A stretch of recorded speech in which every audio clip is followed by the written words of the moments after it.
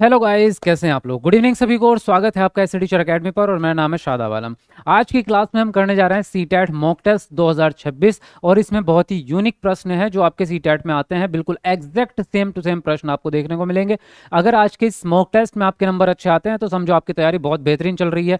तो फटाफट से शुरू करेंगे। सब्जेक्ट आपका सीडीपी यानी कि चाइल्ड डेवलपमेंट एंड पेडागोजी होने वाला है आज की इस क्लास में। और ये क्लास आपकी डेली शाम 7 बजे लाइव होती है। आज हम मॉक टेस्ट कर रहे हैं, बाकी इसके अलावा डिफरेंट डिफरेंट क्लासेस होती हैं। जैसे कल हमने जो है जीन पियाजे को और वाइगोत्स्की को बहुत ही डिटेल में थ्योरी कॉन्सेप्ट ट्रिक्स के साथ में पढ़ा था, साथ में उसके क्वेश्चंस भी किए थे। तो ऐसे मल्टीपल टॉपिक्स आपके आने वाले हैं। तो 7 बजे डेली बहुत धमाकेदार तैयारी चल रही है आपकी सीटेट की। तो अगर आप नए स्टूडेंट हैं और सीटेट को कंप्लीट तैयारी करना चाहते हैं तो चैनल के साथ में जुड़े रहिए। चैनल को सब्सक्राइब कर लो और बेल आइकन को प्रेस कर लो। फटाफट से शुरू करते हैं आज की इस क्लास को। जी, जो लोग लाइव आ चुके हैं एक बार कमेंट को नीचे करके वीडियो को लाइक कर दो फटाफट से। हाँ जी, सभी को गुड इवनिंग, वालेकुम अस्सलाम, नमस्ते, सत श्री अकाल। चलिए जी, तो यहाँ से करेंगे आज की क्लास का शुरुआत।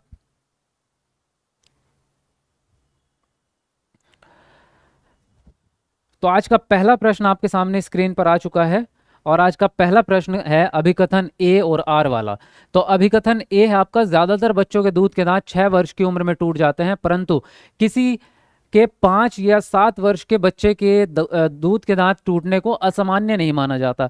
तो तर्क है आपका, हालांकि वृद्धि और विकास वृद्धि वह शारीरिक विकास का क्रम सार्वभौमिक है, इसमें व्यक्तिगत विभिन्नताओं के अनुसार काफी परास होता है। तो ए और आर के हिसाब से आपको आंसर सेलेक्ट करना है कि दोनों ऑप्शन सही है या एक सही है एक गलत है या फिर दोनों ही गलत है। जो भी आपको लगता है आप अपना आंसर कमेंट बॉक्स में लिखेंगे, उसके बाद मैं आपको सही आंसर बताऊंगा। तो आपको जल्दी जल्दी बताना है कमेंट करके कौन सा ऑप्शन आपके हिसाब से राइट होता है। चलिए लिखिए जल्दी से।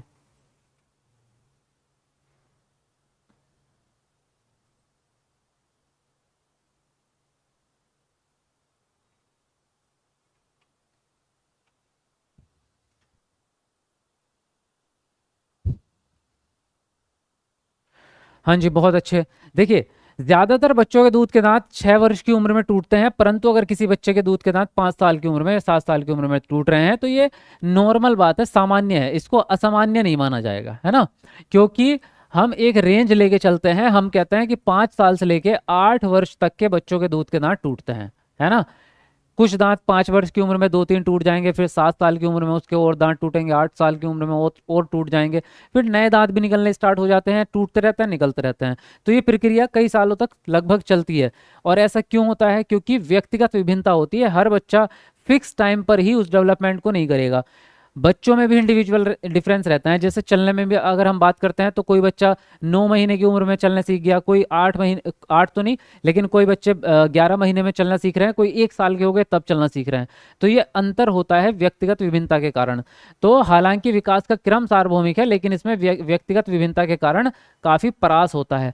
परास का मतलब होता है रेंज। रेंज मतलब एक आपको चुनना पड़ेगा कि यहां से यहां तक, फिक्स अमाउंट नहीं बता सकते। जैसा कि हम कहते हैं ना कि 1 से 10 तक का कोई नंबर चुनो, तो 1 से 10 तक की रेंज दे दी हमने। इसी प्रकार से हमने इसको रेंज दी है कि 5 साल से 8 साल तक, 5 से 8 साल के बीच में कभी भी दूध के दांत टूटेंगे बच्चे के। तो दोनों ऑप्शन भी सही है और कारण भी सही है, इसलिए आपका आंसर जो जाएगा पहला ऑप्शन जाएगा। ए और आर दोनों सही हैं और आर सही व्याख्या कर रहा है ए की। चलिए अगले प्रश्न पे आते हैं। अगला प्रश्न है, किस सिद्धांत में प्रतिपादित किया गया है कि विकास की दिशा समान होने पर भी प्रत्येक बच्चे का विकास अपनी गति से होता है? पहला ऑप्शन है शीर्षगामी विकास का सिद्धांत, दूसरा है समीप दूराभिमुख विकास का सिद्धांत, तीसरा ऑप्शन है एकरूपता का सिद्धांत और डी ऑप्शन है व्यक्तिगत विकास का सिद्धांत।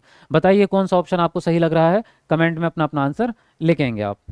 चलिए फटाफट से बताएंगे।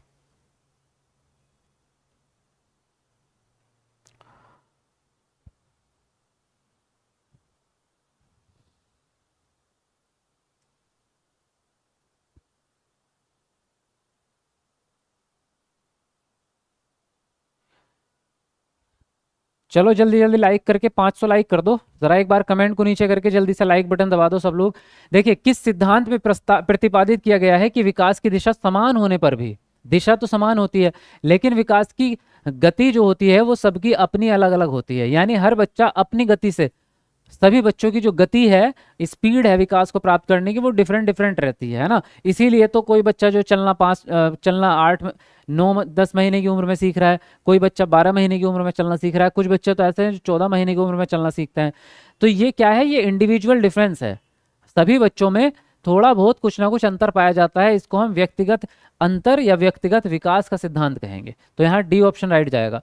शीर्षगामी विकास का सिद्धांत क्या है कि विकास जो है वो सिर से पैर की ओर होता है, सिर से पैर की ओर होता है। यानी सबसे पहले जब बच्चा पैदा होगा तो गर्दन संभालना सीखता है, यानी सिर को संभालना सीखता है। फिर वो अपनी कमर को संभालना सीखेगा तो बैठना सीखेगा। फिर वो घुटनों के बल चलना सीखता है। फिर वो खड़े होना सीखेगा। तो यानी सिर से लेकर पैर की तरफ को विकास होता जा रहा है बच्चे का। इसको कहते हैं शीर्षगामी। समीप दूराभिमुख इसका एक और नाम है जिसको कहते हैं अधोगामी विकास का सिद्धांत। ये एक ही सिद्धांत है जिसका नाम है समीप दूराभिमुख कह सकते हो इसको, या अधोगामी कह सकते हो। इसमें क्या सिद्धांत में कहा जाता है कि विकास शरीर के केंद्र से बाहर की ओर होता है। यानी इस केंद्र क्या है, रीढ़ की हड्डी। तो रीढ़ की हड्डी के पास वाले अंगों का विकास पहले हो जाता है और दूर वाले अंगों का विकास बाद में। जैसे रीढ़ की हड्डी के पास सबसे पहले आपकी गर्दन ही है, इसलिए बच्चा गर्दन का विकास सबसे पहला करता है। शोल्डर है तो शोल्डर का विकास पहले हो जाता है, उंगलियों का नहीं होता। पहले शोल्डर का विकास होता है, फिर एल्बो का होता है, फिर हथेली का, फिर उंगलियों का। यानी रीढ़ की हड्डी से दूर वाले अंगों का विकास दूर में ही होगा, बाद में होगा। एक रूपता का सिद्धांत क्या कहता है कि सभी बच्चों का जो क्रम है, चरण जो रहेंगे वो चरण समान रहेंगे, एक रूप रहेंगे। यानी जो बच्चे के चरण है, जैसे अगर हम बात करें भाषा विकास के चरण है, तो पहले बच्चा रोता है, फिर कुइंग करता है, गले से स्वर ध्वनियां, फिर बबलाना बा बा बा मा मा मा, फिर उसके बाद में एक शब्द बोलेगा। तो ये स्टेप्स जो हैं ये हर बच्चे में एक जैसे ही रहते हैं, इसको एक रूपता कहा जाता है। तो यहाँ जो आंसर हो गया आपका डी ऑप्शन हो गया। समझ में आ गई बात? एक बार कमेंट में बता दो अगर समझ में आ गई है तो। अगले प्रश्न पे आते हैं। निम्न में से कौन सी संस्था सामाजिकरण की द्वितीयक संस्था नहीं है? पहला ऑप्शन है परिवार, दूसरा मीडिया, तीसरा स्कूल और चौथा ऑप्शन है समकक्षी। बताओ इनमें से कौन सा ऑप्शन सही लगता है आपको? कमेंट में अपना आंसर लिखेंगे आप।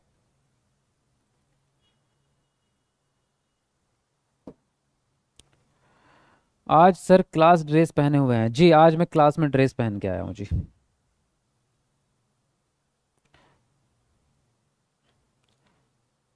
ऐसा थोड़ी होता है सर। अच्छा, आप आकर पढ़ाने लग गए हैं और स्टूडेंट की सुनी नहीं। अच्छा, मैंने स्टूडेंट्स की सुनी नहीं। चलो सुन लेता हूँ, बताओ क्या सुनाना चाहते हो, बताओ क्या सुनाना चाह रहे हो। मैं कमेंट भी पढ़ रहा हूँ आपके, मैं कॉन्सेप्ट समझाने के बीच में कमेंट नहीं पढ़ पाता। अच्छा चलो एक बार लाइक करो पहले, 500 लाइक कंप्लीट नहीं हुए अभी तक, सबने नहीं करे इसका मतलब। पहले 500 लाइक कंप्लीट करो, फिर आपकी कमेंट के जवाब दूंगा। जल्दी कमेंट को नीचे करके लाइक करो। सामाजिकरण की द्वितीयक संस्था कौन सी नहीं है जो प्राथमिक होगी? और प्राथमिक कौन सी है? परिवार। परिवार जो है वो प्राथमिक संस्था है, और बाकी मीडिया, स्कूल, समकक्षी, ये सब के सब क्या है, ये सब द्वितीय है यानी सेकेंडरी है। अब इसको पहचान कैसे करते हैं? आपका जो फैमिली है यानी आपकी जो घर है वही केवल प्राथमिक में आता है, उसके अलावा पूरी दुनिया, हर एक चीज सेकेंडरी है। परिवार और परिवार के सदस्य जैसे माता पिता, भाई बहन, चाचा चाची, दादा दादी, इन लोगों के अलावा जितना भी सब कुछ है, चाहे आपके पड़ोसी हैं, चाहे आपके टीचर हैं, चाहे स्कूल है, चाहे पड़ोसी, चाहे कोई दुकान वाला है, सब्जी वाला है, न्यूज़पेपर, मोबाइल फोन, सब कुछ सेकेंडरी में ही आता है, माता पिता और भाई बहन घर के लोगों को छोड़ के। तो परिवार प्राथमिक है, बाकी सब कुछ सेकेंडरी होता है। आगे बढ़ेंगे। किस चरण में बच्चे न केवल वस्तुओं के संदर्भ में तर्क कर पाते हैं बल्कि प्रतिज्ञात्मक चिंतन करने में भी सक्षम हो जाते हैं?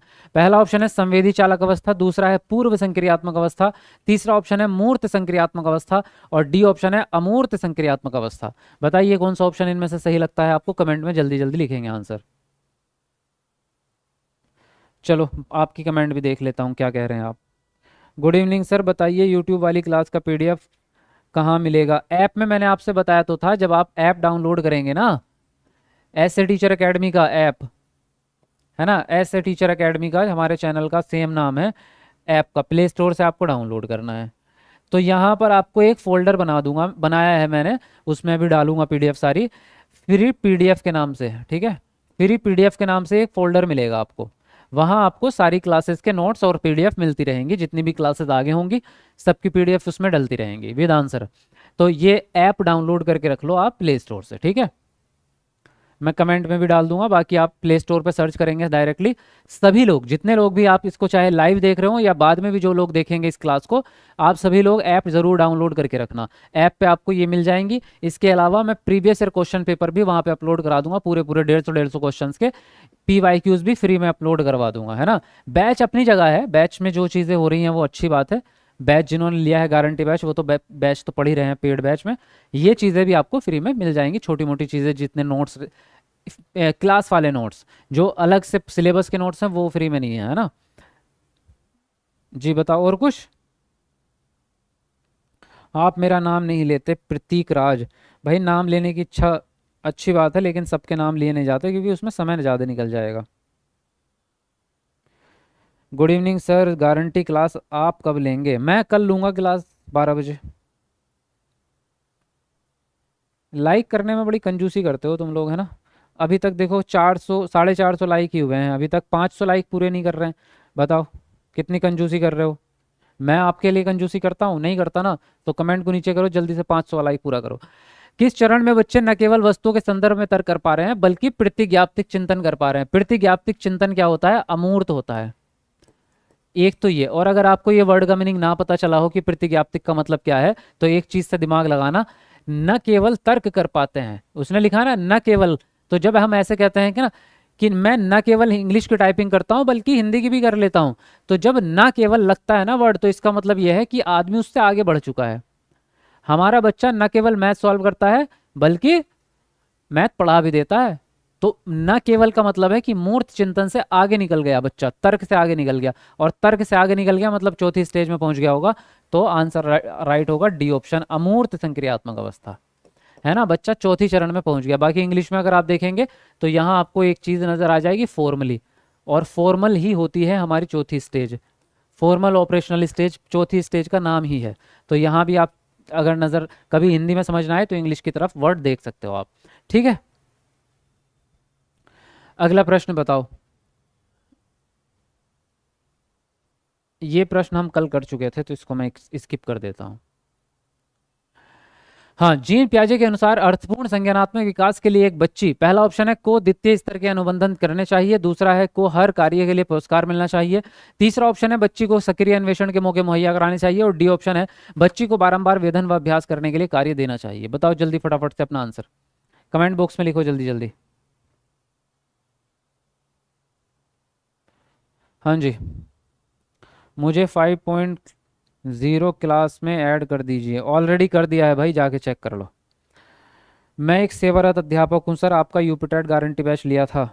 प्राथमिक में 105 नंबर आए हैं और जूनियर में 106। वाह बहुत बढ़िया, कॉन्ग्रेचुलेशंस।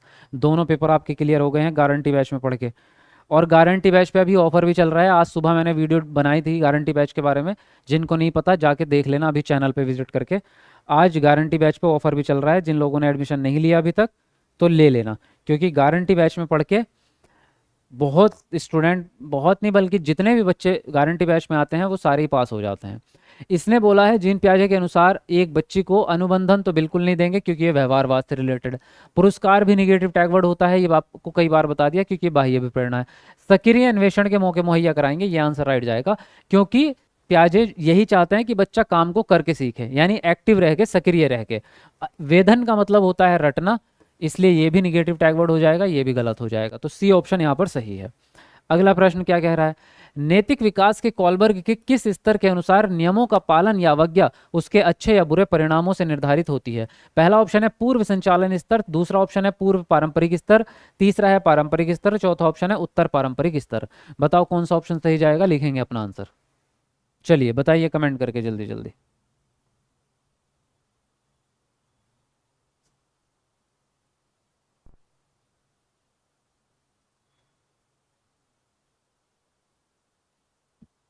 चलो फटाफट लिखते रहो जल्दी जल्दी। और नए स्टूडेंट जितने भी हैं चैनल जरूर सब्सक्राइब करते रहना, तभी आपको आने वाली सारी क्लासेस मिल पाएंगे, है ना। बहुत अच्छे। 600 लाइक्स में हमारा लास्ट एक लाइक बचा है, तो जल्दी से कमेंट को नीचे करके करेंगे लाइक।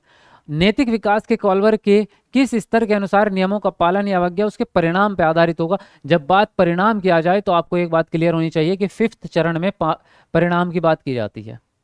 फिफ्थ चरण में कोलबर्ग के सिद्धांत के पांचवें चरण में टोटल कितने चरण है? टोटल है 6 चरण, है ना? टोटल कितने हैं? 6 चरण। तो 6 चरण में से पांचवा चरण है जिसका नाम है सामाजिक अनुबंध अभिविन्यास।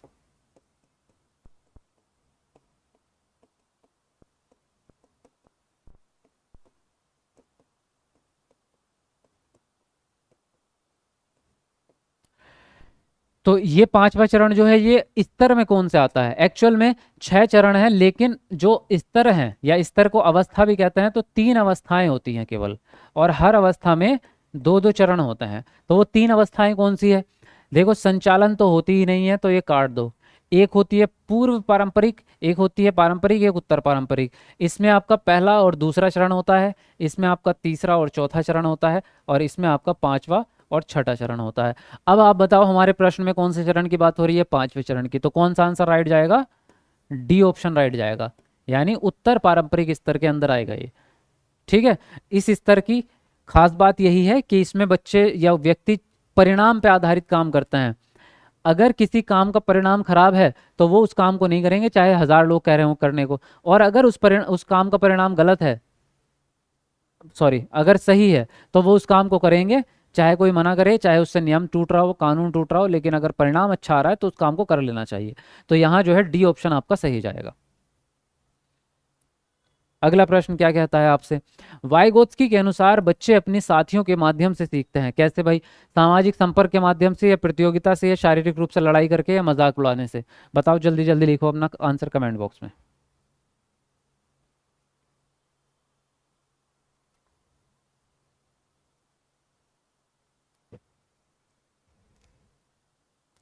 और टाइमिंग हमारा शाम 7 बजे डेली रहेगा। रोज आपको शाम 7 बजे ही लाइव आना है, ध्यान रखेंगे इस बात का, ठीक है ना? डेली शाम 7 बजे लाइव आना है अगर आपको सीटेट पास करना है। और अभी जो है मैराथन क्लास भी स्टार्ट करने वाला हूँ मैं। फिर आपकी क्लास जो है 7 बजे से लेकर रात के 12 बजे तक चला करेगी, है ना? 7 से 12 तक आपकी क्लास चला करेगी, यानी 5-6 घंटे आपकी क्लास लगातार चलाया करूंगा मैं। इसने बोला वाइगोत्स्की के अनुसार बच्चे किस माध्यम से सीखेंगे? सामाजिक संपर्क के माध्यम से।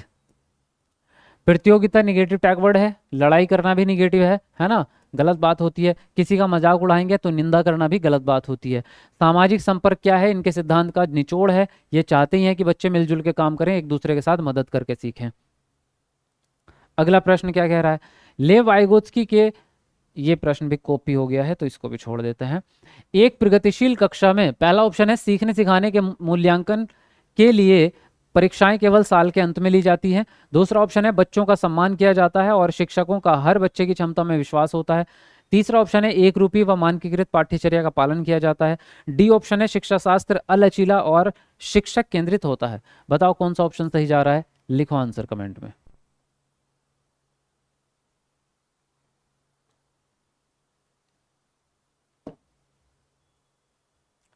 जी,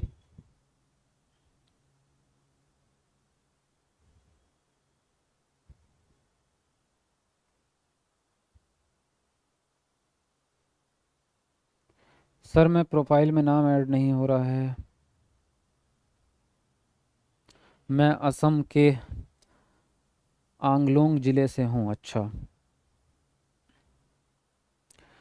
कोलबर्ग का सिद्धांत कब पढ़ाइएगा? कल पढ़ाऊंगा कोलबर्ग का सिद्धांत।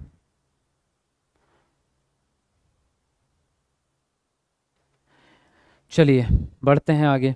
इसने बोला प्रगतिशील कक्षा में मूल्यांकन कैसा होगा? भाई देखो, ये अगर हम ना भी पढ़े तो हमें एक बात तो पता है कि हमें बच्चों के अकॉर्डिंग चलना है। बाल केंद्रित शिक्षा का समय है तो मूल्यांकन लगातार होना चाहिए पूरे साल भर, और बच्चे उसमें इंक्लूड होने चाहिए। अब इसने क्या कहा? सीखने सिखाने के लिए मूल्यांकन केवल साल के अंत में होगा, तो ये ऑप्शन गलत हो जाएगा, क्योंकि ये योगात्मक मूल्यांकन होता है जो साल के अंत में होता है। इसका नाम होता है योगात्मक, समेटिव, इंग्लिश में समेटिव वैल्यूएशन। ये केवल पास और फेल करता है, इससे कोई प्रगति नहीं होती, इससे कोई फीडबैक नहीं मिलता, इससे कोई सुधार नहीं होता। ये केवल बच्चों को अगली क्लास में भेजने के लिए है। बच्चों का सम्मान किया जाता है और शिक्षकों का हर बच्चे की क्षमता में विश्वास होता है। ये आंसर आपका राइट जाएगा। प्रगतिशील कक्षा में या बाल केंद्रित कक्षा में बच्चों को एक्सेप्ट करते हैं, सभी बच्चों को बराबर समझते हैं, बच्चों को काम करने का मौका मिलता है, और हर बच्चे की क्षमता में विश्वास रख करके हर बच्चे की क्षमता बढ़ाने की कोशिश की जाती है। एक रूपी और मानकीकृत पाठ्यचर्या निगेटिव टैग वर्ड है। ये मानकीकृत जो है ये निगेटिव टैग है ना? क्योंकि इसका मतलब होता है कि सभी बच्चों को एक जैसा, और जबकि बच्चे एक जैसे होते ही नहीं है, इंडिविजुअल डिफरेंस होता है। शिक्षा शास्त्र या जो भी पढ़ाने लिखाने का तरीका होगा वो शिक्षक केंद्रित नहीं होना चाहिए, बाल केंद्रित होना चाहिए। तो आंसर जाएगा आपका सेकंड ऑप्शन। अगला प्रश्न क्या कह रहा है, उच्च खालिस्तान बुद्धि वाले व्यक्तियों में प्राकृतिक रूपों जैसे कि जानवरों और पौधों की प्रजातियों और चट्टानों और पहाड़ के प्रकारों को वर्गीकृत करने की क्षमता होती है। पहला ऑप्शन है प्राकृतिक बुद्धि, दूसरा है भाषाई बुद्धि, तीसरा है संगीत संबंधी बुद्धि, और डी ऑप्शन है इंट्रापर्सनल इंटेलिजेंस। तो बताओ इनमें से कौन सा ऑप्शन सही लगता है, लिखेंगे आंसर।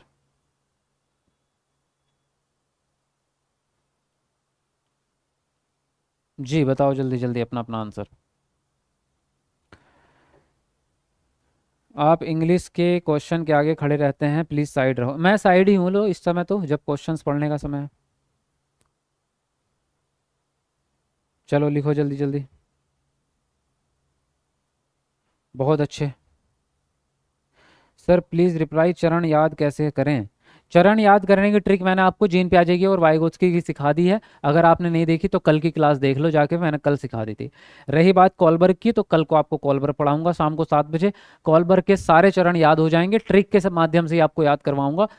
क्लास के अंदर अंदर याद हो जाएंगे, क्लास के बाद में मैं आपको क्वेश्चन सॉल्व करवाऊंगा, आप खुद देंगे उनके आंसर। मैं कह रहा हूँ 10 क्वेश्चन में से 10 के आंसर आप देंगे हैंड टू हैंड उसी क्लास में। आप कल 7 बजे लाइव आओ, कल आपको कॉलबर्ग का बिल्कुल जड़ से खत्म कर दूंगा, जिंदगी में नहीं भूल सकते आप। ऐसी ट्रिक्स हैं। कौन सी बुद्धि वाले व्यक्ति हैं जो प्राकृतिक रूपों, अब जाहिर है प्रकृति से रिलेटेड चीजों के बारे में आप सोच रहे हैं, प्रजाति, चट्टान, पहाड़, पौधे, तो प्राकृतिक बुद्धि ही होगी, है ना। ऐसे व्यक्ति जिनको प्रकृति के बारे में ज्यादा नॉलेज है तो प्राकृतिक बुद्धि ही होगी, जाहिर है। भाषाई बुद्धि उनके पास होती है जो बोलने में अच्छे हैं, लेखन में अच्छे हैं, कवि लोग हो गए, राइटर्स लोग हो गए, नेता लोग हो गए। संगीत संबंधी जो म्यूजिक में गाने बजाना, है ना, सिंगिंग में अच्छे होते हैं। इंट्रापर्सनल जो इमोशंस को समझते हैं, फीलिंग्स को समझते हैं। तो फर्स्ट ऑप्शन राइट हो जाएगा। अगला प्रश्न क्या कहता है, यह वाक्य स्त्रियों, पुरुषों व दूसरे जेंडर की भूमिका समाज तय करता है, जेंडर की संरचना के बारे में क्या दर्शाते हैं?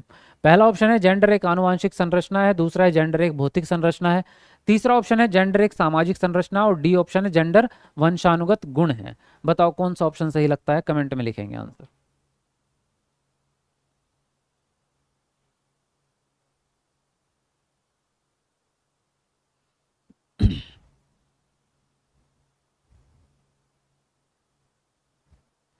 चलो जल्दी जल्दी लिखते रहो। 800 लाइक्स में हमारा लास्ट लाइक बचा है भाई, 799 हो गए हैं। बताओ कौन है वो लक्की पर्सन जो 800 वाला लाइक करेगा, कमेंट को नीचे करके एक बार जल्दी से लाइक दबाएंगे फटाफट से।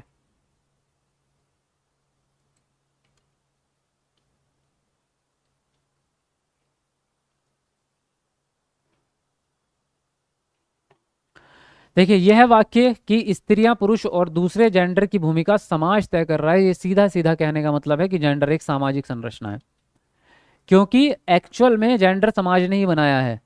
जो आपका लिंग है, पुरुष स्त्री होना, वो एक अलग बात हो गई। जेंडर का मतलब ये है कि आप महिला या पुरुष होने के बाद क्या काम करेंगे इस दुनिया में। अगर आप स्त्री हैं तो आपके क्या क्या काम है, अगर आप पुरुष हैं तो आपको कैसा जीवन जीना है, आपको हार्डवर्क करना पड़ेगा, पैसे कमा के लाएंगे, परिवार का पोषण, लालन पोषण करेंगे आप। स्त्री का क्या काम है कि घर संभालेगी और बच्चों को भी संभालेगी और घर में जो खाना भी बनाएगी। तो ये किसने तय करा है? क्या ये बायोलॉजिकल है? क्या ये पैदा होने के साथ आपको दिया गया है गुण? नहीं, ये समाज ने बनाया है। तो इसीलिए जेंडर क्या है? सामाजिक संरचना है। जेंडर आनुवांशिक नहीं है, जेंडर एक भौतिक संरचना नहीं है, जेंडर वंशानुगत नहीं है। आनुवांशिक या बायोलॉजिकल क्या है?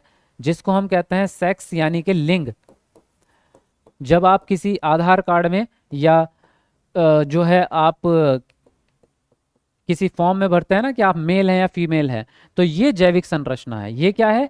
ये जैविक या आनुवांशिक संरचना है, जैविक या आनुवांशिक संरचना है।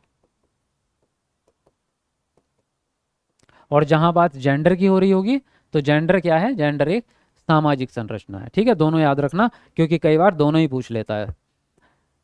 अगला प्रश्न क्या कह रहा है आपसे? कथन ए है आपका, शिक्षकों को मानकीकृत पाठ्यचर्या व आकलन तरीकों के इस्तेमाल व कार्यान्वित करने पर बल देना चाहिए। और तर्क है, स्कूलों को बच्चों में व्यक्तिगत विभिन्नताओं को स्वीकारने की बजाय उन्हें हटाने का प्रयास करना चाहिए। तो ए और आर के हिसाब से बताएंगे आप कौन सा ऑप्शन सही जाएगा, कमेंट में लिख के बताएंगे आंसर। चलो जल्दी जल्दी लिख दो आंसर।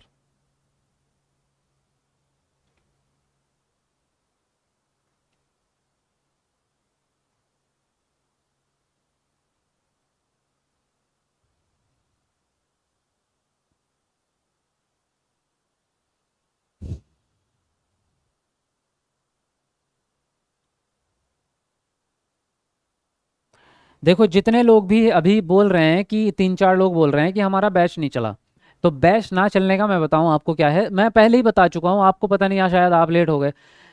हमने बताया आपको कि नया बैच चालू हो गया है, तो पुराने वाले बैच तो आपका चल रहा है, नया नहीं चल रहा होगा। तो अभी नया बैच चालू हुआ है, तो उसके लिए क्या करना है, उसके लिए आपको अपना फ़ोन नंबर और ईमेल आईडी व्हाट्सअप करनी है एकेडमी के नंबर पर। मैंने एकेडमी के नंबर आपके ऑलरेडी इतने सारे दे रखे हैं, मैं एक नंबर लो यहाँ भी लिख देता हूँ।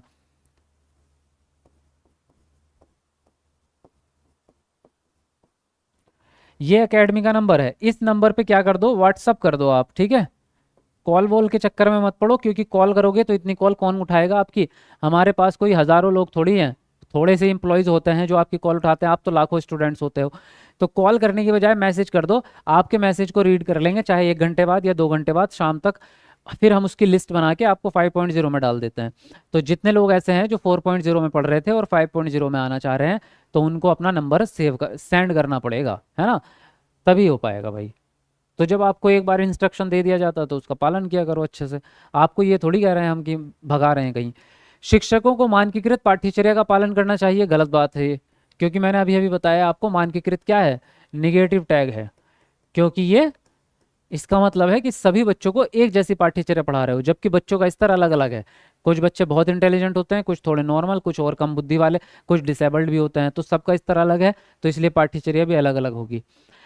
स्कूलों को बच्चों में व्यक्तिगत विभिन्नता को स्वीकारने के बजाय उन्हें हटाने का प्रयास करना चाहिए। यानी वही बात हो गई कि मरीज को दवाई देने के बजाय मरीज को ही खत्म कर दो, है ना, कि बीमारी खत्म करने के बजाय बीमार आदमी को ही निपटा दो। न रहेगा बांस न बजेगी बांसुरी, तो वो वाला काम कर रहे हैं ये।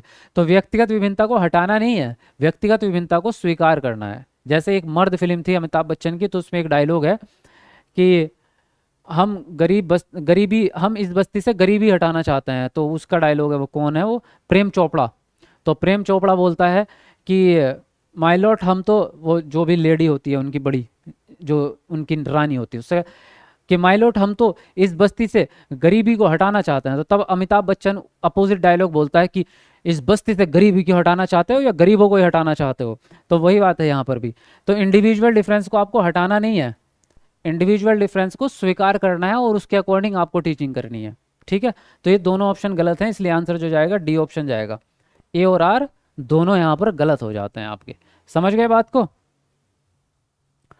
अगला प्रश्न क्या है, मूल्यांकन क्यों नहीं किया जाना चाहिए, यानी कौन सा उद्देश्य नहीं है मूल्यांकन का। पहला है ऑप्शन आपका बच्चों की सीखने की तैयारी के स्तर का पता लगाने के लिए। दूसरा है सीखने सिखाने की प्रक्रियाओं में सुधार करने के लिए। तीसरा है बच्चों में प्रतिस्पर्धा की भावना पैदा करने के लिए। और डी ऑप्शन है यह समझने में मदद करने के लिए कि बच्ची क्या कर सकती है और क्या नहीं। बताओ कौन सा ऑप्शन सही जाएगा, सब लोग लिखेंगे आंसर।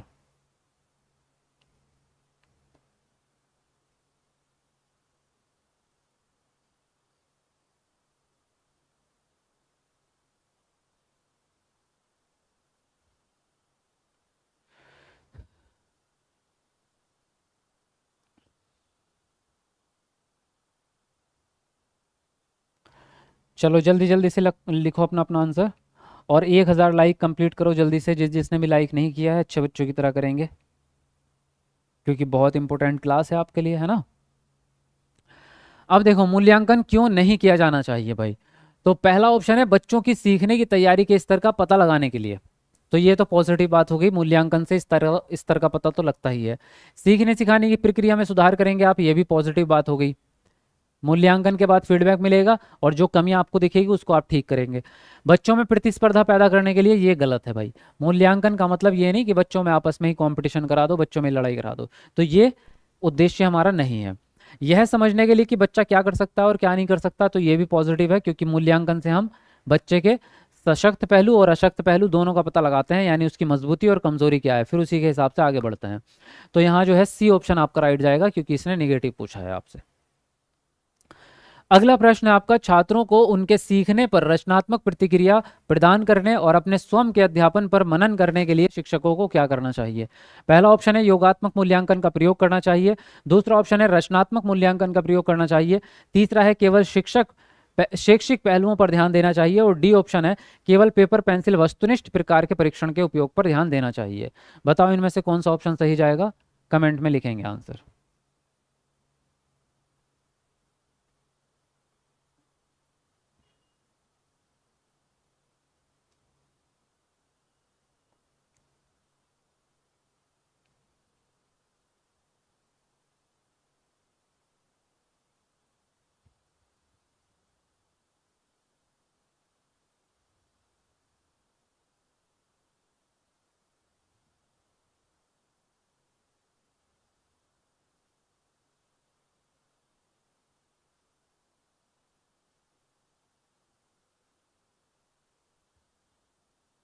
बहुत अच्छे। देखो, छात्रों को उनके सीखने पर रचनात्मक प्रतिक्रिया प्रदान करने और स्वयं के अध्यापन पर मनन करने के लिए क्या करेंगे। योगात्मक मूल्यांकन से तो कोई फायदा होगा नहीं, क्योंकि योगात्मक मूल्यांकन साल के अंत में होता है एक बार, और फिर आपको चिंतन करने की या सुधार करने का मौका मिलेगा ही नहीं, तो कोई इसमें फायदा होगा नहीं। इसलिए आपको रचनात्मक मूल्यांकन करना पड़ेगा, जिसमें आप बच्चे का मूल्यांकन लगातार करते हैं डेली बेसिस पे, और आपको सुधार का मौका मिलता है। केवल शैक्षिक पहलू पे ध्यान देंगे ये भी गलत हो जाएगा, क्योंकि हमें शैक्षिक के साथ साथ गैर शैक्षिक मूल्यांकन पर भी ध्यान देना है। यानी कि आपको सब्जेक्ट के साथ साथ बच्चे के फिजिकल डेवलपमेंट पर, नैतिक विकास पर, भाषा पर, बच्चा शारीरिक रूप से स्वस्थ है या नहीं, सब चीज़ों पर ध्यान देंगे, तब समग्र मूल्यांकन कहलाएगा। तो हमें सतत के साथ साथ समग्र भी रहना है। केवल पेपर पेंसिल परीक्षा लेंगे तो ये भी गलत हो जाएगा, क्योंकि केवल एक प्रकार का मूल्यांकन नहीं लेना, विभिन्न प्रकार से लेना है, क्योंकि बच्चे ही विभिन्न प्रकार के हैं। अब फॉर एग्जाम्पल आप पेपर पेंसिल लिखित परीक्षा ले रहे हैं, तो दृष्टिबाधित बच्चा आपको कैसे लिखित परीक्षा देगा, नहीं दे पाएगा। डिस्ग्राफिया वाला बच्चा कैसे लिखित परीक्षा देगा, नहीं दे पाएगा। तो इसलिए आपको मल्टीपल तरीके से मूल्यांकन करना होता है। तो यहाँ सेकंड ऑप्शन राइट है आपका। अगला प्रश्न क्या है, समावेशी स्कूल की स्थापना में खालिस्तान शामिल है क्या।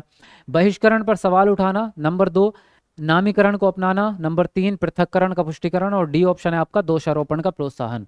तो बताओ कौन सा ऑप्शन सही जाएगा, लिखेंगे आंसर।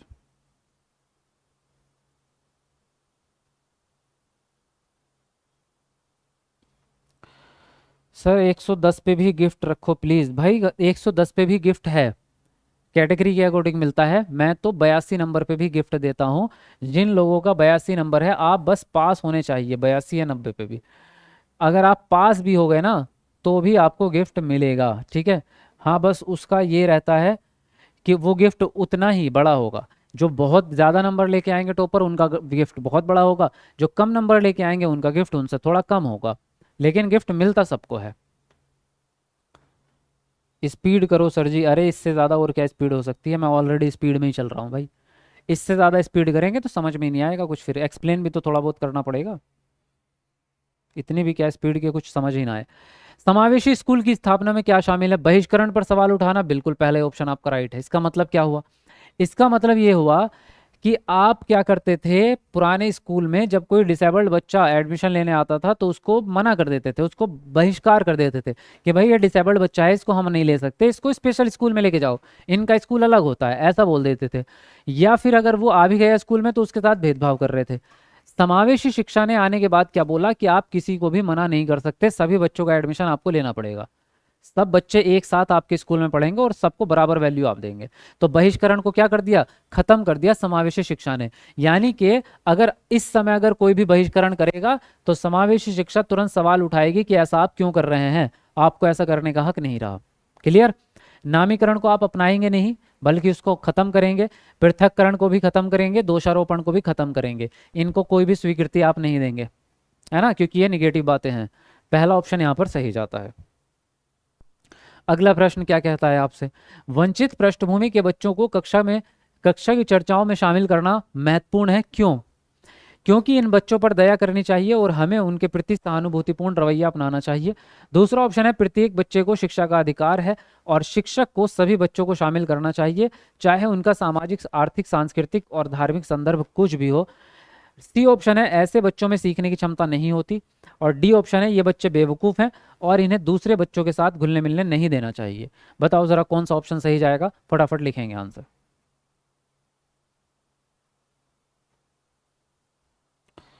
सर मेरा एसएसटी में ही एक नंबर कम आता है, तो आपको देखो कंप्लीट एनसीईआरटी की वीडियोस सारी देखनी पड़ेंगी। अखिलेश सर आपको करा रहे हैं, बैच में भी आपकी एनसीईआरटी की क्लास होती है डेली बेसिस पे। सारी एनसीईआरटी की अगर क्लासेस आपने कर ली तो एसएसटी में आपके पूरे में से पूरे नंबर आ जाएंगे। एनसीईआरटी के अलावा बाहर से कुछ भी नहीं आता सीटेट में, ये सबसे अच्छी बात है कि आपको इधर उधर से नहीं पढ़ना कुछ भी। जितना एनसीईआरटी के अंदर है वो पढ़ लो बस, उसके अलावा कुछ भी नहीं आता। और हमारे 1000 लाइक होने वाले हैं भाई, thank you very much. Last एक लाइक बचा है, बताओ कौन कर रहा है 1000 वाला लाइक? कौन है वो लक्की पर्सन जो 1000 वाला लाइक करेगा? कमेंट को नीचे करके जल्दी लाइक बटन दबाओ।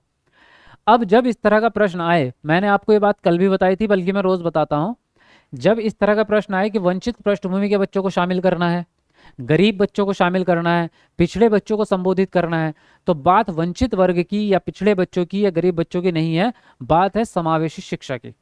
और इस तरह के प्रश्न में हमेशा क्या ध्यान रखना है, सभी बच्चों का फायदा होना चाहिए। क्या? सभी का फायदा होना चाहिए, ना कि किसी एक बच्चे का। अब देख लो, इन बच्चों पे आप दया करेंगे, दया तो किसी पे भी नहीं करनी आपको। दया नहीं करनी तो क्या पकड़ के मारे उन्हें? नहीं, मारना भी नहीं है, सजा भी नहीं देनी, लेकिन दया भी नहीं करनी। आपको नॉर्मल व्यवहार करना है सभी बच्चों के साथ। आपको प्रत्येक बच्चे को शिक्षा का अधिकार है और शिक्षक को सभी बच्चों को शामिल करना चाहिए अपनी क्लास में, चाहे वो किसी भी धर्म से हो, किसी भी समाज से हो, अमीर हो, गरीब हो, कुछ भी हो। तो यहाँ आपको दिख गया है सेकंड ऑप्शन में सभी बच्चों का फायदा हो रहा है, यही आंसर राइट जाएगा समावेशी शिक्षा के हिसाब से। ऐसे बच्चों में सीखने की क्षमता नहीं होती, ये कहना गलत है, क्योंकि हर बच्चे में सीखने की क्षमता है। पैदा होने के साथ ही सीखने की क्षमता लेके पैदा हुआ है, ऐसा एनसीएफ 2005 में भी लिखा गया है कि हर बच्चे में सीखने की क्षमता है, बस उसको उसकी ज़रूरत के हिसाब से वातावरण देना होता है। क्या ये बच्चे बेवकूफ़ हैं? बिल्कुल भी नहीं, ये गलत हो जाएगी बात। तो सेकंड ऑप्शन यहाँ पर आपका सही जा रहा है। क्लियर बात समझ आगे आपको? चलिए अगले प्रश्न पे आइए। एक बच्चे को कई शब्दों को आपस में अंतर करने में कठिनाई आती है, जैसे नमन और मनन, कलम और कतल। तो इसका यह किसका विशिष्ट अभिलक्षण है? लेखन वैकल्य, पठन गुणज वैकल्य, भाषा वैकल्य या पठन वैकल्य? बताओ इनमें से कौन सा ऑप्शन सही जा रहा है आपका?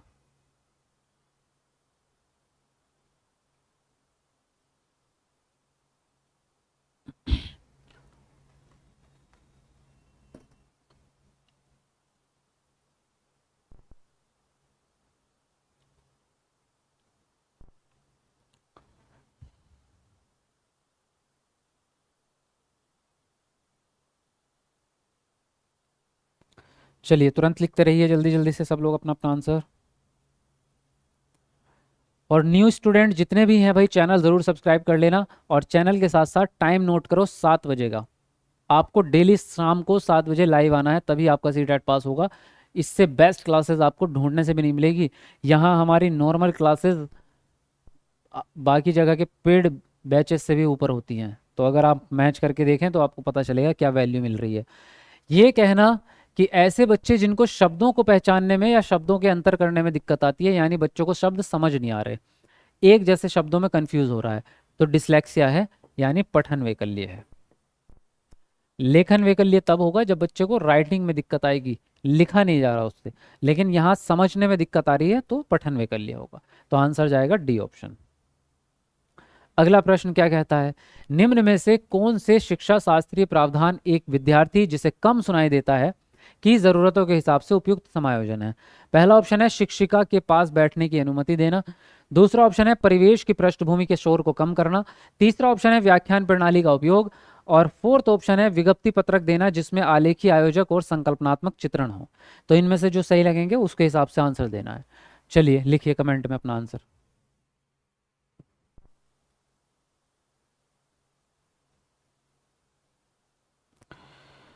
सर मेरे यूपीटेट में 97 नंबर आए हैं। बेवफा, अरे नाम तो पूरा लिख लेते अपना, बेवफा लिख रखा है तुमने यार।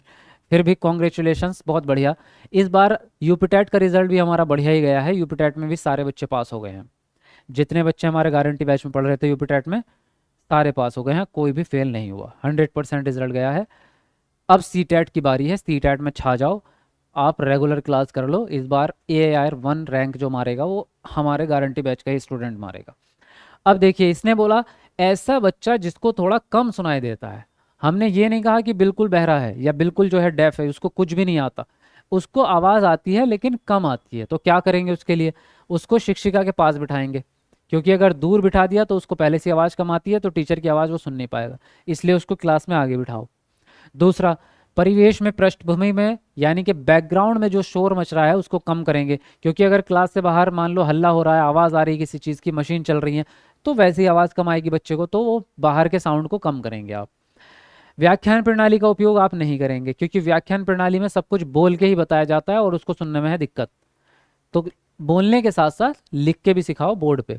विज्ञप्ति पत्रक आप दे सकते हैं, क्योंकि ये लिखित में होता है। विज्ञप्ति पत्रक का मतलब नोट्स होता है, तो नोट्स जो होते हैं वो उसके काम आ जाएंगे, क्योंकि वो पढ़ लेगा, उसको पढ़ने में दिक्कत नहीं है, देखने में दिक्कत नहीं है।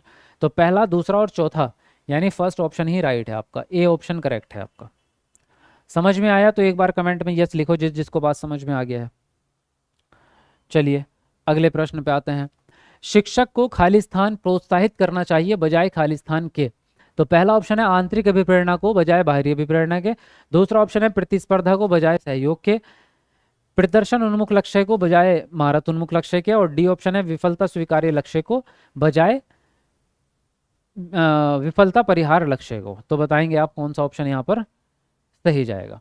चलिए लिखिए अपना कमेंट बॉक्स में आंसर। बहुत बढ़िया, आप सबका यस आया है, इसका मतलब पता चलता है कि आपको सभी चीज़ें समझ में आ रही हैं।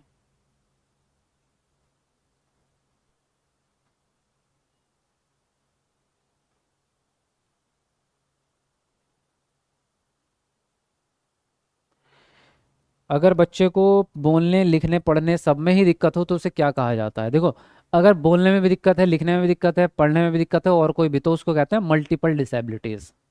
उसको कहते हैं मल्टीपल डिसेबिलिटीज़। जब दो से ज़्यादा डिसेबिलिटीज़ हो जाएं तो उसको मल्टीपल डिसेबिलिटीज़ कहेंगे।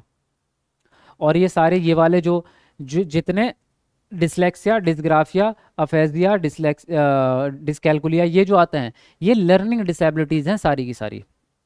बट इसमें दृष्टि बाधिता, श्रवण बाधिता, ऑटिज्म, ये इसके अंदर नहीं आते।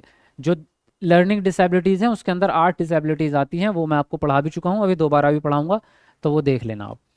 शिक्षक को किस चीज़ को प्रोत्साहित करना चाहिए? आंतरिक अभिप्रेरणा को प्रोत्साहित करना चाहिए बजाय बाह्य अभिप्रेरणा के, क्योंकि हम चाहते हैं कि बच्चा इंटरनली मोटिवेट रहे, खुद से काम करना चाहे, ना कि कोई और से उसको दबाव डाल रहा हो, है ना। प्रतिस्पर्धा को आप बढ़ावा नहीं देंगे, प्रदर्शन उन्मुख को भी बढ़ावा नहीं देंगे, क्योंकि इसमें बच्चा केवल दिखावा करता है, पढ़ता कुछ नहीं है। विफलता स्वीकार्य, यानी आपने फेलियर को ही स्वीकार कर लिया, तो ये भी गलत बात हो जाएगी। फेलियर को भी स्वीकार नहीं करना। कई बार हम हार मान लेते हैं, अरे मेरा कुछ नहीं होना यार, मुझे पढ़ना आता ही नहीं है, बात खराब, मेरा पढ़ाई में मन नहीं लगता, मुझे फेल ही होना है। तो ये वाली फीलिंग भी गलत होती है। फर्स्ट ऑप्शन यहाँ पर आपका सही जाएगा। अगला प्रश्न है, निम्नलिखित में से कौन सी भावना सार्थक सीखने की प्रक्रिया में बाधा डालती है? पहला ऑप्शन है ऊब, दूसरा आनंद, तीसरा है खुशी और चौथा ऑप्शन है गर्व। बताओ कौन सा ऑप्शन सही लगता है आपको, कमेंट में लिखो जल्दी से।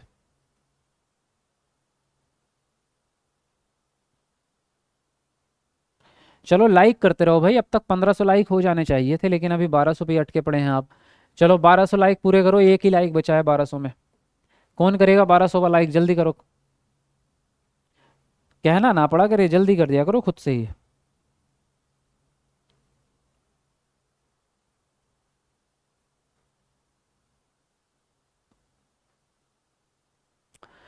देखो इसने बोला कौन सी भावना है जो सार्थक सीखने की प्रक्रिया में बाधा डालेगी, तो वो है आपकी ऊब। यानी जब आप बोर हो जाते हैं, जब आप थक जाते हैं, जब आपका कुछ भी काम करने का मन नहीं करता, तो ये होता है बोर्डम। तो यहाँ बाधा पड़ जाएगी, आपकी लर्निंग स्लो हो जाएगी।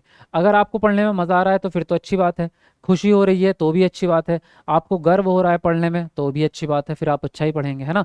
तो पहला ऑप्शन यहाँ पर सही जाएगा। अगला प्रश्न क्या है? विद्यार्थी जो अधिगम असहायता को दर्शाते हैं वो मानते हैं कि क्षमता स्थिर और स्थायी है, मानते हैं कि क्षमता वृद्धिशील है, उसे प्रयास से बेहतर किया जा सकता है, महारत उन्मुख विद्यार्थी होते हैं, या फिर सीखने उन्मुख लक्ष्य तय करते हैं। बताओ कौन सा ऑप्शन इनमें से सही जाएगा। चलो जल्दी लिखो अपना अपना आंसर।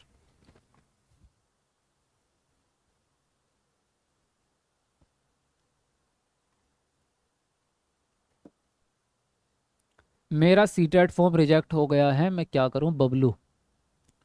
बबलू जी अब कुछ नहीं कर सकते, जो करना था पहले ही करना था। करेक्शन डेट भी मिली होगी आपको, आपने किया नहीं। अब कुछ नहीं होगा, अब तो अगले साल भरना फॉर्म।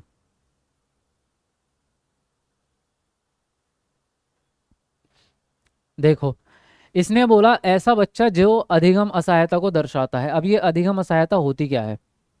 आम भाषा में अगर हम इसको कहे तो ये होती है बेचारगी। यानी कि जब आप हार मान चुके होते हैं, जब आप हार मान चुके होते हैं, यानी किसी काम को आपने किया, नहीं हुआ, दोबारा किया नहीं हुआ, तिबारा किया नहीं हुआ, फिर आप एक स्टेज ऐसी आती है जब आपको लगता है अरे यार ये काम मेरे बस का नहीं है यार, मेरे से नहीं होगा।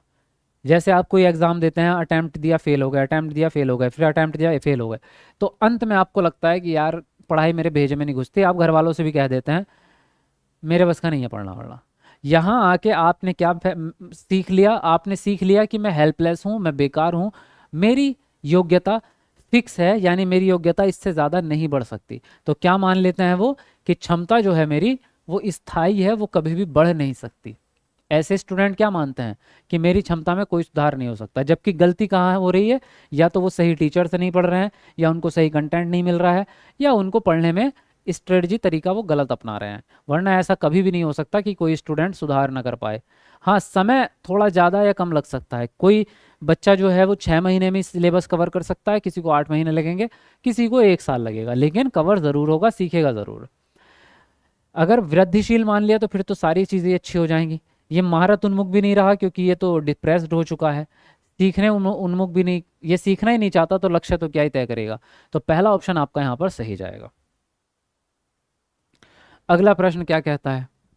बच्चा क्या सीखता है, वह कितनी अच्छी तरह सीखता है और विभिन्न परिस्थितियों में उस सीखे हुए को कैसे लागू करता है। इस बात पर निर्भर करता है कि पहला ऑप्शन है वस्तुओं और लोगों के अवलोकन और अंतःक्रिया के अवसर कितने मिले हैं उसको। दूसरा ऑप्शन है शिक्षक याद करने के कितने अवसर प्रदान करता है। तीसरा ऑप्शन है सीखने को सुनिश्चित करने के लिए उसे किस तरह की सजा दी जाती है। और डी ऑप्शन है कार्यों को पूरा करने के लिए उसे किस विभिन्न प्रकार के भौतिकवादी पुरस्कार दिए जाते हैं। तो बताओ कौन सा ऑप्शन सही जाएगा? लिखिए अपना अपना आंसर जी। सर आप ऐसे अच्छे लगते हो, खुश, मेरी सोच आपसे काफ़ी मैच करती है, बस नौकरी लग जाए, मुझे टीचिंग का शौक है। गीता चौहान, बहुत बढ़िया जी, बेस्ट ऑफ लक, ज़रूर लगेगी नौकरी आपकी, टेंशन मत लीजिए। Nice class sir, love you so much sir. Goldy, क्या नाम है आपका? परिधि, चलिए थैंक यू वेरी मच।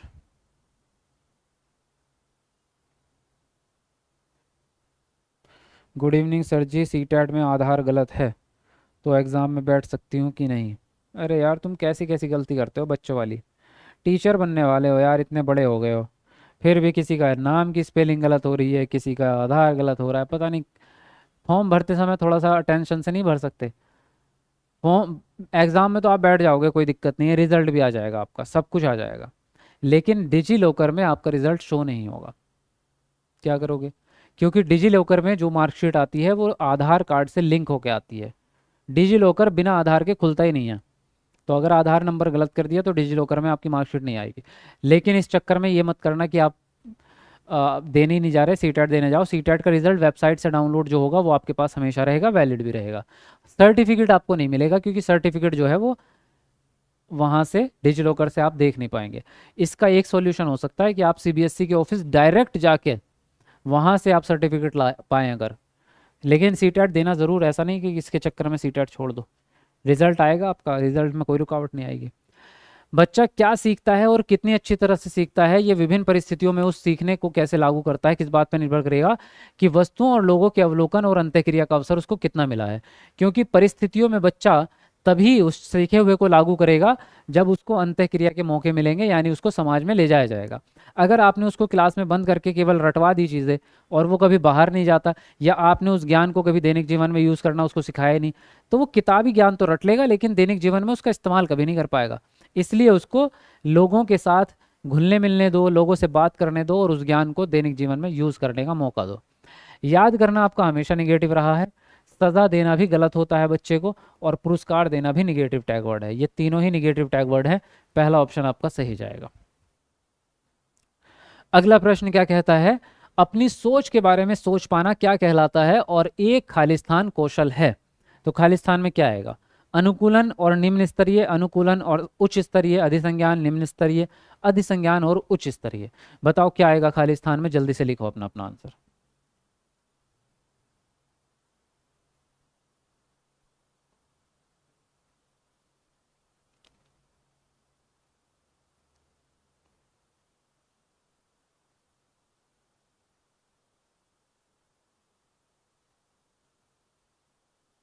हाँ जी, लिखते रहो जल्दी जल्दी अपना अपना आंसर। मैं चेक नहीं किया हूँ, मेरा पता क्या हुआ, रिजेक्ट नहीं हुआ। अच्छा,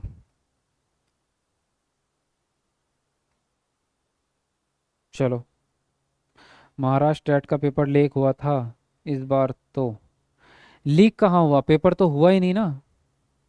महाराष्ट्र टेट का पेपर तो कैंसिल ही हो गया लीक होने से पहले ही। उनको खबर लग गई थी कि लीक होगा, इसीलिए उन्होंने कैंसिल किया है।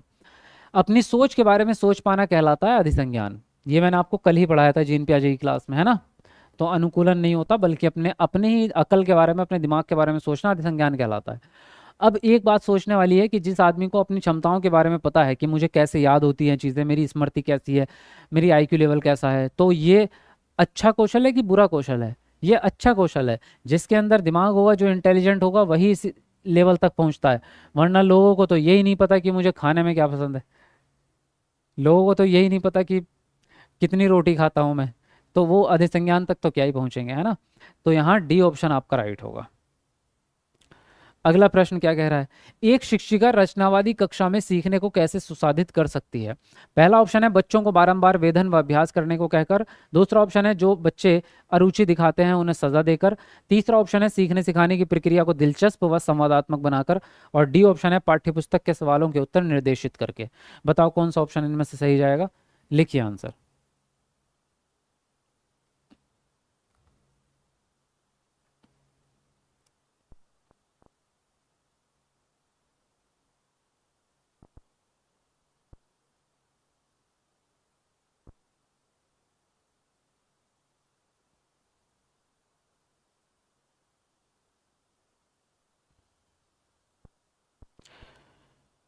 हाँ जी, तो इसने बोला एक शिक्षिका रचनावादी कक्षा में सीखने को कैसे सुसाधित कर सकती है।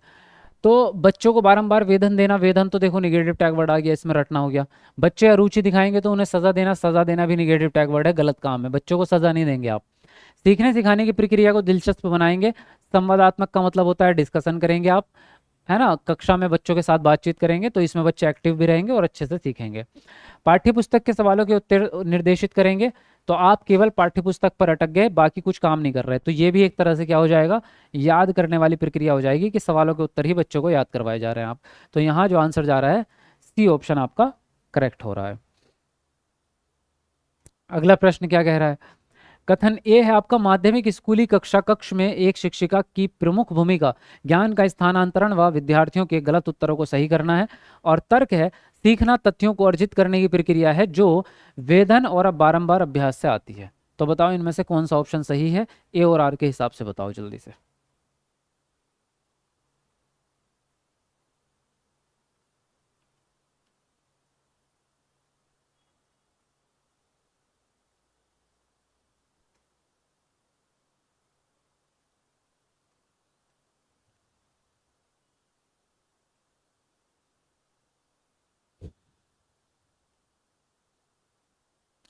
बहुत अच्छे, देखो माध्यमिक स्कूली कक्षा कक्ष में टीचर की भूमिका ज्ञान का स्थानांतरण करना नहीं होती, ये गलत बात है। एक्चुअल में तो भूमिका तो छोड़ो, ज्ञान का स्थानांतरण होता ही नहीं है। ज्ञान कोई प्रोडक्ट नहीं है कि यहाँ से उठा के यहाँ दे देंगे आपको। ज्ञान जो आता है वो प्रोसेस से आता है, प्रक्रिया से आता है, ना कि स्थानांतरण से। तो प्रोसेस जब तक नहीं होगा, प्रक्रिया जब तक नहीं होगी, तब तक तो नहीं आएगा, जब तक बच्चा काम नहीं करेगा। दूसरी बात, सीखना तथ्यों को अर्जित करने की प्रक्रिया है जो वेधन से आ रही है। वेधन का मतलब है रटना, यानी कि एक ही काम को बार बार करना। तो क्या सीखना रटने से आएगा, ये भी गलत बात है। तो दोनों ही ऑप्शन आपके गलत हो जाते हैं, ए भी गलत है, आर भी गलत है। ठीक है। अगला प्रश्न क्या कह रहा है, निम्न में से कौन सी रणनीति अर्थपूर्ण अधिगम को सुसाधित नहीं करेगी। एक मिनट, ये सवाल पॉजिटिव था, यहाँ ये गलत वर्ड छप गया है। कौन सी अर्थपूर्ण अधिगम को सुसाधित करेगी, ये है सवाल। पहला ऑप्शन है आपका समकक्षी को समझाना,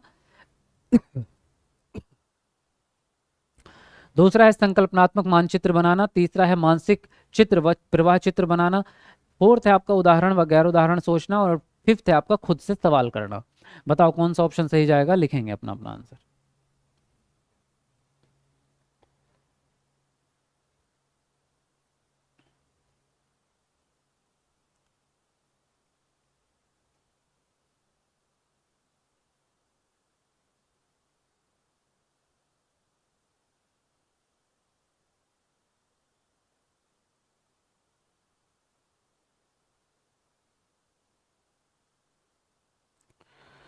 हाँ जी, तो इसने बोला कौन सी विधियां हैं जो अर्थपूर्ण अधिगम को सुसाधित करेंगे। अगर आप अपने क्लासमेट को समझाते हैं तो इससे आपका अर्थ बढ़ेगा, मतलब अधिगम बढ़ेगा। यस।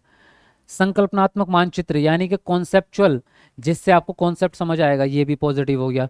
मानसिक चित्र बनाना यानी कि दिमाग में किसी भी कॉन्सेप्ट का इमेज तैयार करना, ये भी ठीक है। उदाहरण देना, ये भी ठीक है। खुद से सवाल करना, ये भी ठीक है, यानी पांचवी ठीक है, डी ऑप्शन राइट जाएगा। इन सब से फायदा ही मिलेगा, कोई भी निगेटिव बात इसमें नहीं है। अगला प्रश्न क्या कह रहा है, नेहा हमेशा रश्मि से अधिक अंक प्राप्त करने के लिए कार्य करती है ताकि वह खुद को रश्मि से बेहतर सिखा पाए। नेहा किस प्रकार के लक्ष्य निर्धारित कर रही है। पहला ऑप्शन है आंतरिक अभिप्रेरणा द्वारा निर्धारित लक्ष्य, दूसरा है सीखने के लक्ष्य, तीसरा है महारत लक्ष्य, और डी है प्रदर्शन लक्ष्य। बताओ कौन सा ऑप्शन इनमें से सही जाएगा, लिखेंगे आंसर।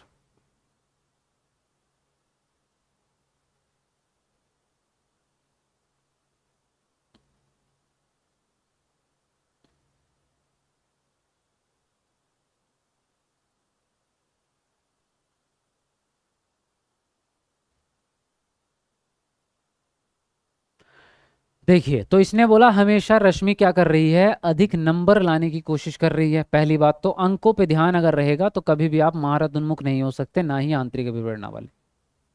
जो महारत उन्मुख व्यक्ति होता है और आंतरिक अभिप्रेरणा वाला व्यक्ति होता है, वो नंबरों के पीछे नहीं भागता, बल्कि वो अपनी काबिलियत को बढ़ाता है। जैसे 3 इडियट में बात उसने बोली थी कि कामयाबी के पीछे मत भागो, एक्सीलेंस, एक्सीलेंस का पीछा करो, कामयाबी झक मार के तुम्हारे पीछे आएगी। तो ये डायलॉग बिल्कुल रियल है, एकदम रियल लाइफ से उठाया गया है। आंतरिक अभिप्रेरणा वाला बच्चा अपने सीखने पे फोकस करता है, उसे फर्क नहीं पड़ता किसके नंबर ज्यादा आ रहे हैं किसके कम आ रहे हैं, वो सिर्फ सीखना चाहता है ना।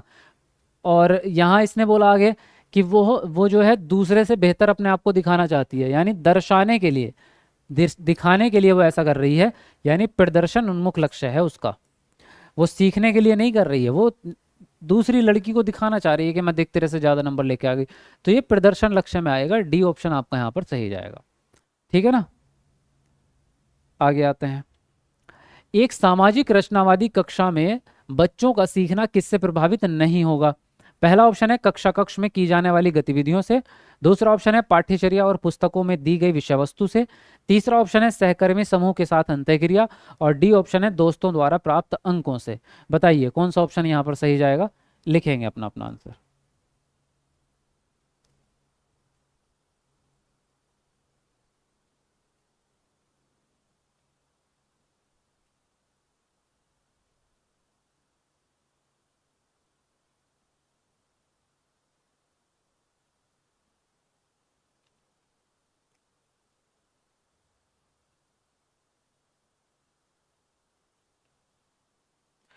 बहुत बढ़िया, जल्दी से लिखते रहो अपना अपना आंसर, और आपकी कमेंट्स भी आ रही हैं बिल्कुल।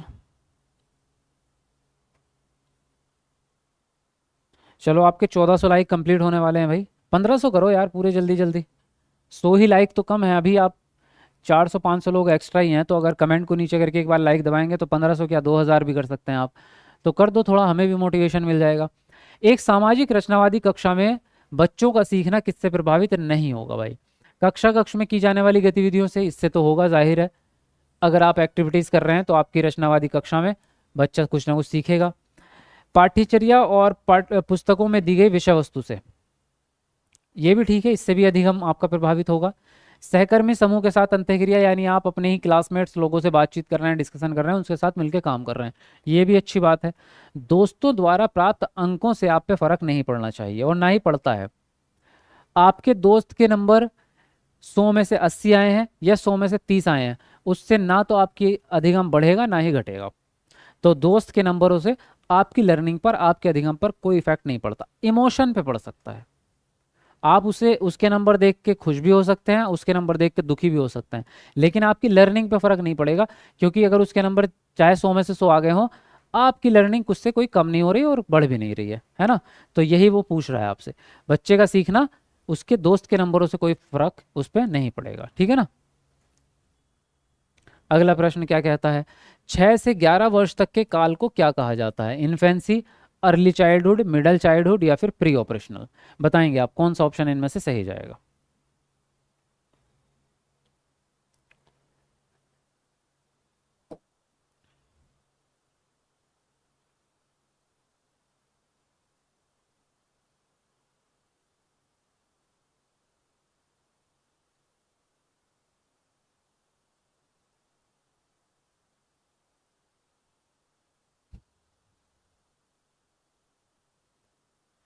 जी, तो 6 से 11 वर्ष तक के काल को क्या कहेंगे? हिंदी में कहते हैं इसको मध्य बाल्यावस्था, और इंग्लिश में इसको कहते हैं मिडल चाइल्डहुड, है ना। इन्फेंसी होगी आपकी शेष अवस्था यानी जन्म से 2 वर्ष, अर्ली चाइल्डहुड यानी प्रारंभिक बाल्यावस्था 2 से 6 साल, ये 6 से 12 साल, और प्री ऑपरेशनल वैसे तो चाइल्डहुड में नहीं आती, लेकिन ये जीन प्याजे में आती है, और जीन प्याजे में अगर आएगी तो इसको हम 2 से 7 साल के अंदर रखते हैं, ये सेकेंड स्टेज में आएगी। तो आंसर जो जाएगा वो सी ऑप्शन आपका यहाँ पर करेक्ट हो जाएगा, ठीक है। और ये आज का लास्ट क्वेश्चन था, तो बताओ कितने सही हुए, कितने में से कितने नंबर आए रहे आपके, कितने क्वेश्चन सही हो रहे हैं। और बाकी जो है आप टाइम नोट कर लो, कल शाम 7 बजे एकदम करेक्ट लाइव आना है आपको, है ना। 7 बजे एकदम एग्जैक्ट लाइव आना है। कल को जो है कॉलबर्ग और हार्वर्ड गार्डनर के सिद्धांत सॉल्व करेंगे, तो कल 7 बजे ज़रूर लाइव आना है, बहुत अच्छी क्लास होगी कल भी। दूसरी बात, ऐप डाउनलोड ज़रूर करो। ऐप पर जो है आज ऑफ़र भी चल रहा है, तो बिगेस्ट ऑफर चल रहा है, जाके अपना फ़ायदा उठाओ जल्दी से गारंटी बैच का। ऐप में जाके आप गारंटी बैच भी ले सकते हैं, आज ऑफर चल रहा है।